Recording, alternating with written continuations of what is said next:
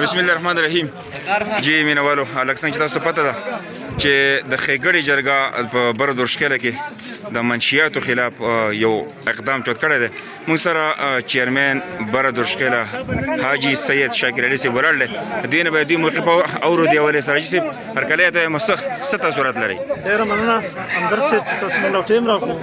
نن زموږ د یونین کونسل برې دورشکیلې ټول عوام راوځي دي کور ویزټ کوي په کوم محله کې په کوم ګلۍ کې چې څوک د منشیاتو کار کوي په دې کورونو بس په جرګه باندې راغلي منت ورته کوي سماجت ورته کوي چې د دې 2 نمبر کار ته خلار شي ځان حق حلال روزګار شروع کوي.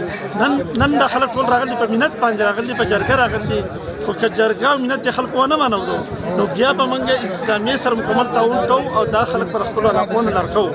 موږ خپل علاقه خپل کور کړی د منشیاتو نه پاک ساتو چې منشیات او دا په کومه علاقه کې نه وي هغه علاقه ترقي کوي. کومه علاقه کې منشیات دي هغه په تغزل رواني. نو زموږ د خلکو ټول مکمل د اتفاق کړی دی چې دا عهد یې کړی د خیر ښېګړې دا کومه جرګه چې د 2 کال نه کار کوو خو اوس زموږ دا ټول عوام ورسره مکمل ملګری دی او کورا کور به دا ویزټ کوي حمایت کو سره کړی ودرېد او مکمل د خیر ښېګړې سره د منګه د مکمل کړی سره ولاړ دی دا به ملاتړ کوي. دا د یو کس خبره نه ده دا د ټول کلي خبره ده او دا د مخنیوی به کوي. که په دې کې هر نمونه قرباني راځي موږ ټول به قرباني کوو خو دا ناصر به د خپل علاقې ما اورېدلې چې د 12 14 15 14 کالو ماشومان پکې په دې باندې اخته دي. په دې کې ماشومان هم زنانه پکې هم رالګېدلي دي او دا اور چې لګېدل دی که نه دا نن په یو کور دی خو دا زموږ دا ټول کلی په لپیټ کې اخلي. نو که موږ نن د دې مخنیوی ونه کړو ډېره زر ده چې زموږ دا ټول علاقه نشیان شي او په دې ایس او په پوډر راوړي. مهرباني. وزیرزاده دا وایي چې زما دا زوی تاسو ونیسئ او هسپتال له ورکړئ. زه به خلکو پسې ځکه نشم وتی زه به د خلکو سره سترګې څه لګوم زه د خلکو سره لوز وکړم نه بیا به زه دا کار نه کوم او یا به ځان پانسې کوم.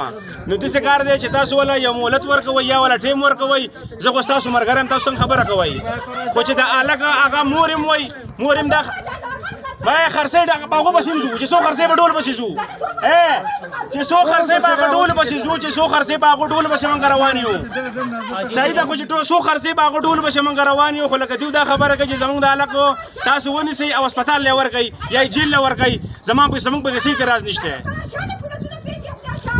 ها بس که ته بس که ته کور ته ځه بس که ته کور ته ځه بس که دا ورپسې بس که ستا ده دغه خبرې د مشرانو تاسو به ځان کوئ نور نو خو دغه خبره وه چې دغه ورسره مقابله محترم دا یوه خبره واورئ. داسې کار دی چې په دې نشو پسې موږ راوتي یو چې موږ د منشیاتو خلاف کار کوو او په هر ځای کې چې منشیات یې موږ به پسې ځو خو لکه یو لوز موږ له دا پکار دی ستاسو د ټولو د کلي هم او بیا زموږ سره د حکومت هم مرسته په دې کې پکار دا ده. د دې نه مخکې په سخاکوټ کې یو هلک د نشو خلاف را پاڅېدلی او مخمدزاده نومې و او هغه یې مړ کړو. د نن تاریخه پورې د مخمدزاده تپوس ونه شو نه که زموږ دا کومه جرګه چې جوړه شوې ده په دې کې چا ته نقصان ورسي د دې ذمهوار به څوک وي. د دې به موږ له تاسو د حکومت نه د چا نه ذمهواري اخلئ چې موږ له به ذمهواري راکوئ.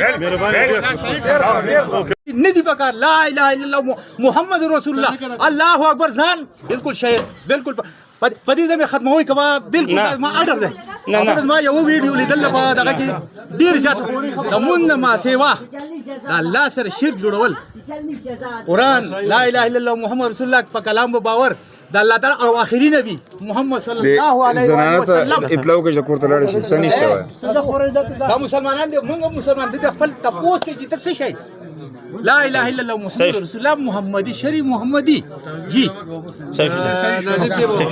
ان شاء الله کلی سره لوزو کو سر ټول کلی د مخه چې ناجمان کونسلران او مشران ټول ولاړ جی سر چې دا شی نه که ثبوت مو شو